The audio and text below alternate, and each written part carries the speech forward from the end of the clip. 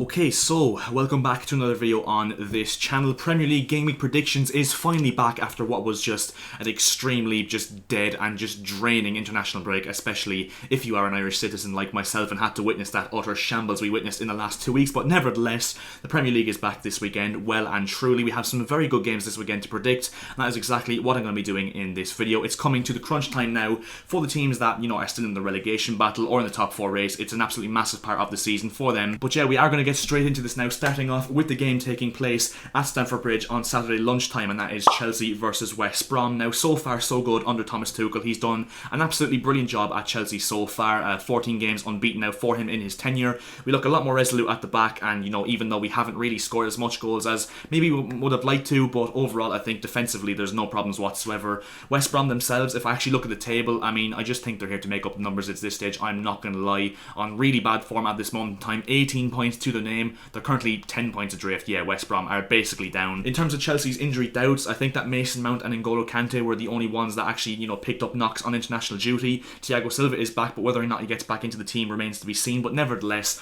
I don't think anybody, let alone me, can see Chelsea not winning this game, if I'm honest. And for that reason, I have gone for a comfortable 2-0 win for Chelsea. I think we could score more than 2 goals, but at the same time, I really don't have any faith in the way we go forward. Even though we're as good as anyone in transition, we just don't score enough goals, and for that reason, I think we will win by 2-0. On to the next game, a Yorkshire derby actually, I've just realised, and that is Leeds United versus Sheffield United at Elland Road at 3 o'clock on Saturday. And this is actually going to be, I was going to say a decent game, but it really isn't, because the only reason why it might be a decent game is simply because of the fact that Leeds are just so unpredictable. They're so gung-ho from minute 0 to minute 90, and you just don't know what to expect from them whatsoever. Sheffield United just looking really poor since Chris Wilder got, sacked allegedly anyway. It says on paper that he left, but I think he just got sacked. And yeah, they just look really hopeless at this moment in time, I'm not going to lie. And like West Brom, they're just here to, make up the numbers and play whatever games they have to play before they go down to the Championship. And as I said, Leeds, it's always hard to predict with Leeds, but I just don't think that they'll, not win this game simply because of how poor Sheffield United have been, and also because of the fact that Sheffield United are still missing players like Sander Berge, John Egan, Jack O'Connell, who's been injured for the majority of the season. So I just can't see anything other than a Leeds win here. I'm going to go for a 3-1 Leeds win in this one. Now to the next game, the big game on Saturday of, the first big game of 2 big games, and that is taking place at the King Power Stadium. Saturday Night Football, a very good game here. Leicester City versus the runaway leaders Manchester City. Now, Leicester, I think that they're going to get top 4. I think they've learned a lesson from last season, even though they have a few injuries to the likes of James Maddison, who actually I think is back this weekend. Harvey Barnes is still injured. I think James Justin's gone to the end of the season. Ricardo Pereira may be a doubt. But nevertheless, I just think Leicester, I think they're a really good side, and I think they will definitely take some stopping, even with how good City have been. Because let's not forget either that earlier on in the season, when these two sides did play each other, Leicester came out with a 5-2 win at the Etihad, which was just absolutely unbelievable. But yeah, I'm not going to lie, City, they're really on for the quadruple, which is just absolutely mental to say, especially in April, because let's be honest, they're going to win the Premier League. They're into the quarterfinals of the Champions League, have a really good chance of winning that if they were to get past a few teams like PSG, Bayern Munich and those kind of teams. They're into the final of the Carabao Cup, and they're into the semi-finals of the FA Cup as well. So it really could happen. It would be an absolutely unbelievable achievement if they were to pull it off. But nevertheless, I've gone on a bit of a tangent. I just can't bet against City. I really can't, because as good as Leicester have been this season, and as good as I think they are, and as good I think they will give a challenge to City in this game, I cannot, bet against City, as I keep saying on this series. And for that reason, I'm going to go for a marginal City win. I'm going to go for 1-0 at the King Power Stadium to, just further the chances and hurry up the process of them claiming the Premier League title. And on to the next big game on Saturday, taking place at 8 o'clock on Saturday. A really weird time and a weird date for a massive game in the Premier League, but nevertheless, Arsenal versus Liverpool at the Emirates. This is going to be another really good game, simply because of the fact that I think the international break came at just the right time for Liverpool. Before the international break, they were just horrendous. I think it was like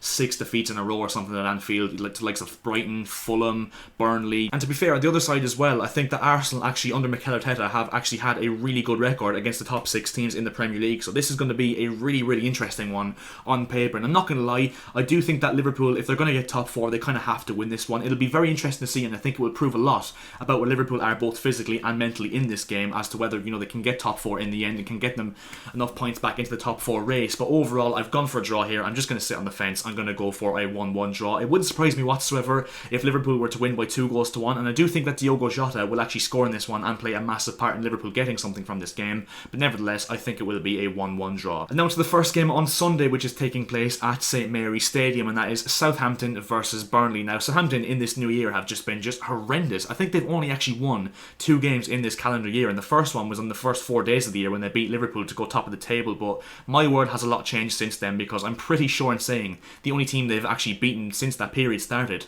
is Sheffield United a few weeks back. So it just goes to show how just horrendous Southampton have been this year. Burnley themselves, I mean, they're 7 points clear of the relegation zone at this moment in time. Sean Dyche, as I keep saying on this channel, just does an absolutely unbelievable job year in, year out with this Burnley team. And I think if they do lose him somehow in the summer, I think that Burnley will be the first team relegated next season, I'm not going to lie. But nevertheless, they're doing really well this season. They're picking up points on a consistent basis, enough anyway to, keep themselves away from any relegation struggle. I think Southampton, they have to win this one. They just have to win this one, even though you're not going to get relegated, let's be honest. But you never even know in what has been an absolutely just mental Premier League season this year, and that's why I think that Southampton will win this one, simply because of the fact they have to win this one, especially more than Burnley do in my opinion anyway. I'm going to go for a 2-1 Southampton win in this one. I think that Danny Ings will play a massive part if he's fully fit, because I'm actually not sure if he's actually going to be fit for this one or not, but if he does play, assuming he does play, I'm going to go for a Southampton 2-1 win. Now to the next game taking place at St James's Park, Steve Bruce's Newcastle versus Tottenham under Jose Mourinho. Two managers that are very much under fire at this moment in time at their respective clubs, and I'm not going to lie, I hate to say it because I really love the Newcastle fans. I think they've been put through just way too much to handle in recent years under Mike Ashley, but I hope Newcastle go down. I really do, simply because of the fact that, I can't buy into Steve Bruce's system of play. I can't buy into the fact they're so negative. Their squad's terrible, the football they play is absolutely terrible, and yeah, I just hope that Fulham would stay up over them, simply because from a neutral's perspective I would much rather Fulham stay in the Premier League than Newcastle. But nevertheless, I've gone on a tangent once again. Spurs